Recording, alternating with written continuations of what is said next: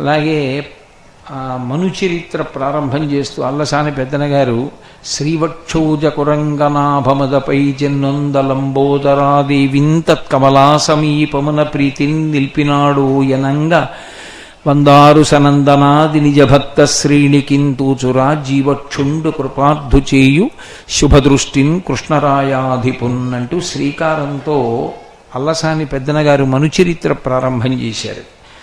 శ్రీకారం చాలా మంగళకరమైనటువంటి అక్షరం. ఓంకారం ఎలా మనం ప్రణవము అని పిలుస్తామో అకార ఉకార మకారములతో కూడుకున్నటువంటి ఓంకారము ప్రణవమై సమస్త వాంగ్మయానికి ముందు ఉండేటటువంటి అక్షరమవుతుందో అందులోంచే సమస్తమైనటువంటి శబ్దములు ఆవిర్భవించాయో అటువంటి ప్రణవం ఎటువంటిదో శ్రీకారమునకు శాక్తేయ ప్రణవము అని పిలుస్తారు. శ్రీ అమ్మవారి వాచకం.